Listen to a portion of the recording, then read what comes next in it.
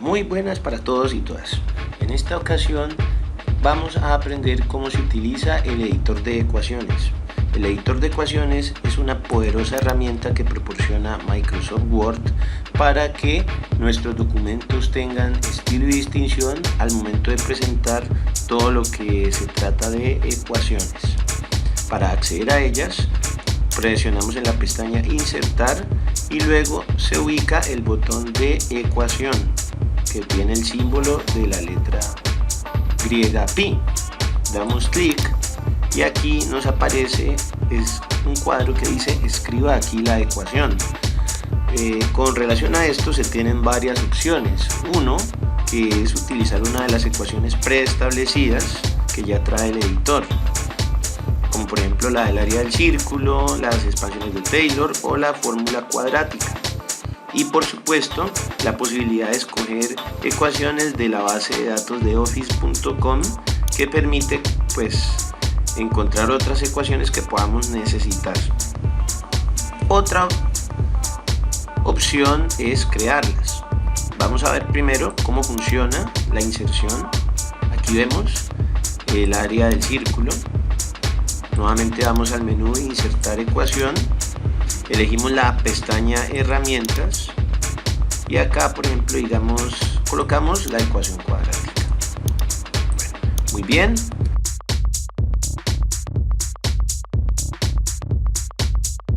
Allí no hay ningún problema. Pero ¿qué sucede cuando se necesita insertar una ecuación propia? Una que no está ni con el editor de ecuaciones de Microsoft, sino que una que necesitemos completamente. Cuando se necesite insertar una ecuación propia, debemos explorar todas las opciones que nos ofrece el editor de ecuaciones, como por ejemplo los símbolos. Aquí tenemos entre matemáticas básicas, letras griegas, símbolos tipo letra, operadores y flechas, entre otros. Entonces, dependiendo de la necesidad, vamos a encontrar algunos símbolos primero en la parte del centro y luego acá en la parte de la derecha vamos a encontrar todo el panel que contiene realmente los diferentes tipos de elementos, como lo son por ejemplo todo lo que consta fracciones. Aquí vemos por ejemplo algunos ejemplos utilizados con derivadas y diferenciales, índices y subíndices. Acá nos coloca también un ejemplo, radicales con sus respectivos ejemplos, integrales de varios tipos, de dobles, sencillas, triples, operadores sumatoria y de producto, corchetes, paréntesis y llaves, funciones trigonométricas y antifunciones trigonométricas, acentos circunflejos y caracteres especiales para representar por ejemplo lo que son vectores y otros símbolos en matemática, límites y logaritmos, operadores y por supuesto todo lo que son matrices de los diferentes tipos que se necesitan.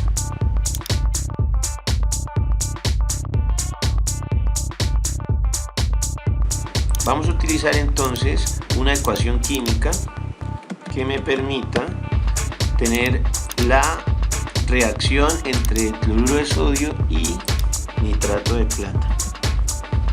Vamos a representarla en el editor de ecuaciones. Para ello vamos a insertar, elegimos el menú de ecuación y comenzamos a escribir los símbolos. Esos se pueden introducir normalmente con el teclado. Pero cuando ya llegamos a los términos que tienen su índice, hacemos uso de la herramienta respectiva en el editor de ecuaciones. Luego necesitamos ubicar una flecha. Entonces buscamos dentro de todos los símbolos alguno que tenga forma de flecha.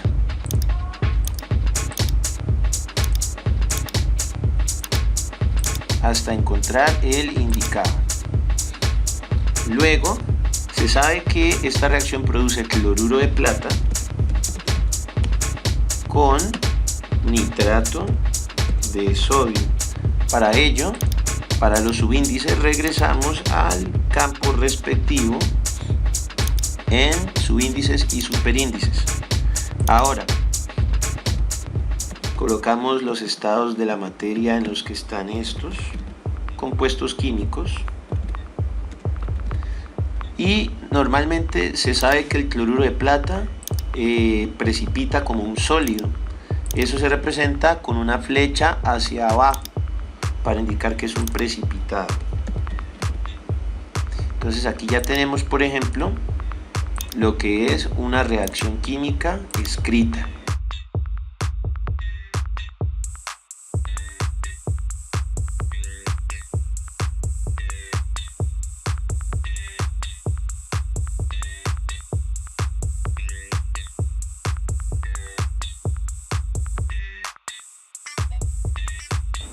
Muy bien, vamos a proceder a escribir la ecuación química que toma lugar entre el cloruro de calcio dihidratado y el carbonato de sodio. Como el cloruro de calcio dihidratado tiene un punto, buscamos entonces ese símbolo dentro de nuestro cajón de símbolos. Y siempre utilizando la herramienta de los subíndices para los elementos químicos que lo requieran.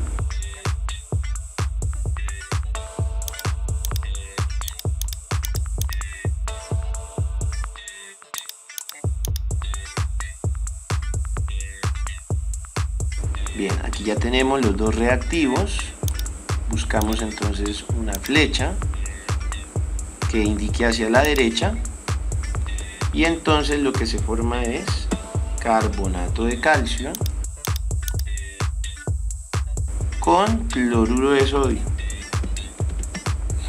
Bien, aquí ya tenemos la ecuación completamente escrita.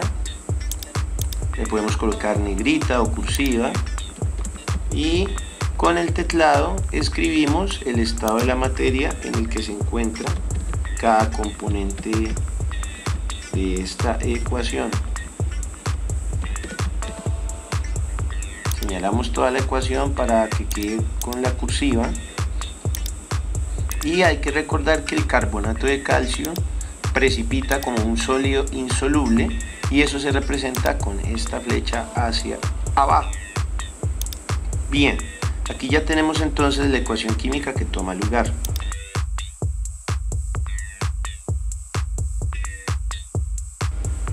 Bien, aquí dice en el tubo 3 participaron 3 mililitros de cada uno de los reactivos en disoluciones 0.5 molar cada una.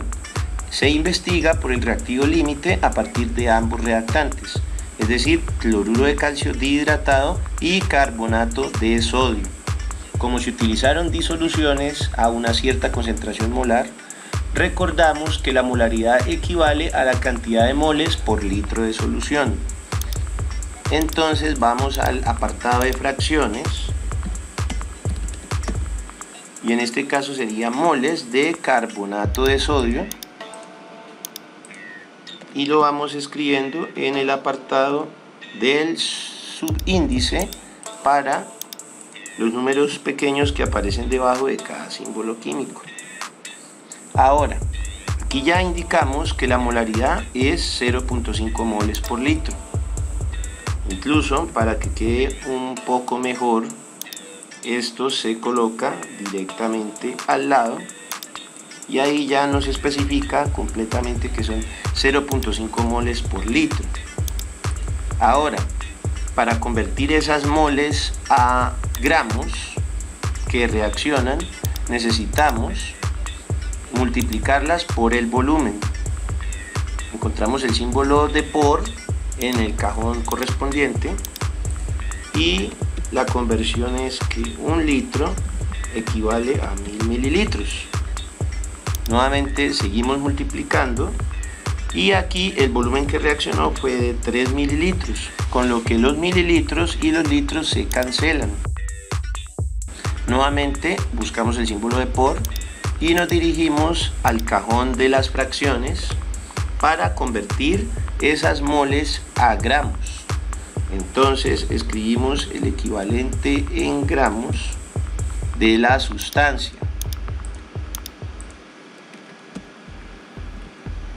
Después de un rato es posible que se vuelva algo monótono estar introduciendo todo el tiempo los subíndices desde los cajones de la ecuación. Entonces lo que se puede hacer es seleccionar aquel término de la ecuación que necesitamos, le damos clic derecho en copiar después de haberlo seleccionado y luego lo ubicamos hasta donde se le necesita y se le da clic derecho en la primera opción de pegar. Así entonces no tendremos que estar acudiendo siempre al cajón del editor de ecuaciones. Y por último colocamos con el teclado el símbolo de igual. Esta operación se resuelve con la ayuda de la calculadora.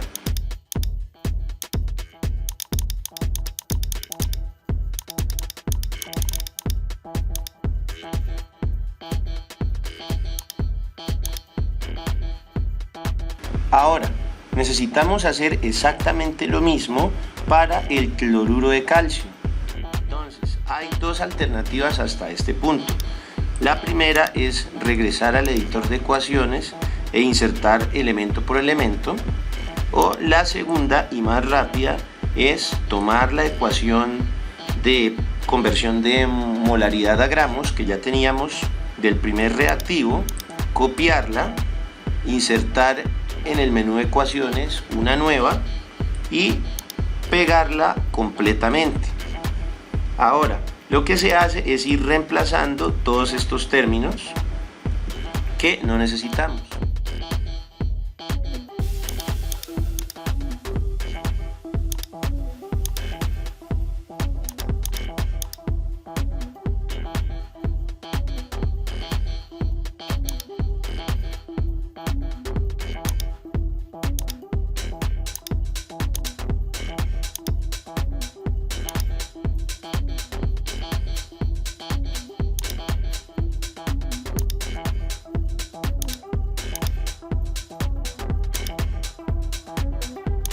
Regresamos a la calculadora y multiplicamos esta vez los nuevos valores.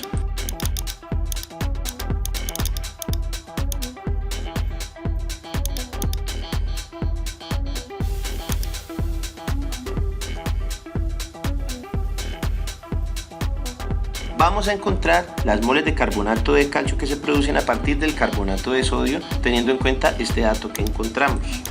Para ello regresamos al panel de ecuaciones. Llegados a este punto ya podemos copiar, clic derecho copiar el dato que necesitamos de nuestra ecuación. Regresamos al panel de ecuaciones y escogemos fracciones para convertirlo en moles. Nuevamente, no es bueno abusar del copia y pegue. Esto simplemente es como para ahorrar algo de tiempo. En la medida que sea posible siempre regresen aquí al panel y copien los símbolos de lo que se necesita para no perder el hilo de la ecuación. Listo. Hasta este punto los gramos se cancelan con gramos y los llevamos hasta moles. Regresamos al panel de fracciones y empezamos a escribir lo que indica la ecuación, que por cada mol de carbonato de calcio hay una mol de carbonato de sodio.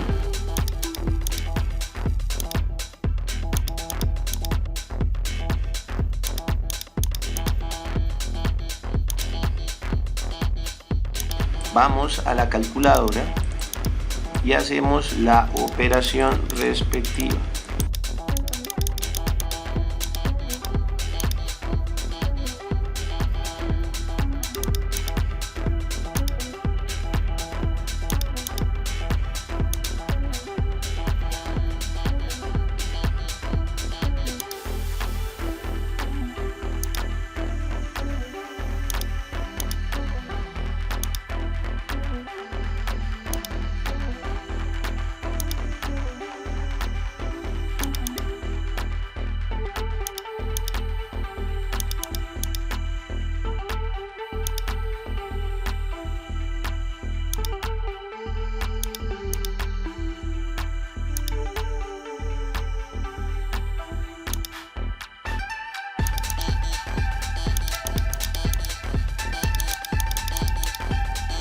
también me da 0.0149.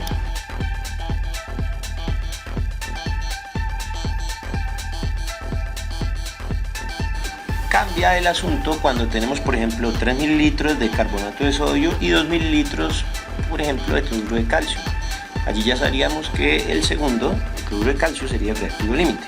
Sin embargo, el reactivo límite siempre se debe comprobar indagando por las moles a partir de cada uno de los participantes de la reacción.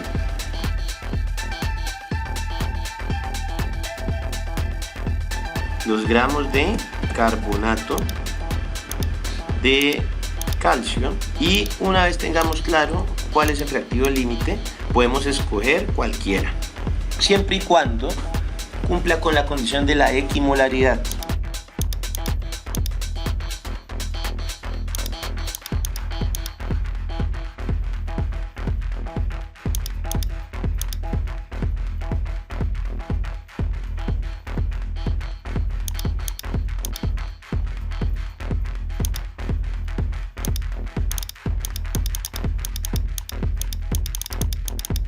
Encontramos el resultado de lo que se debe formar. En este caso 0,15 gramos de carbonato de calcio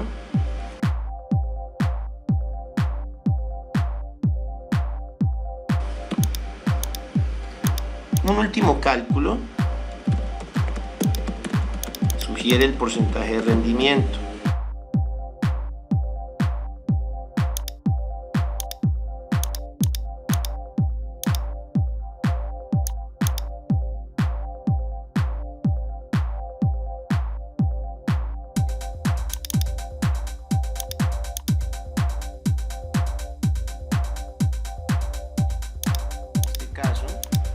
Lo que se produjo en laboratorio resulta ser inferior, mientras que lo que se esperaba se formara resulta ser mucho mayor.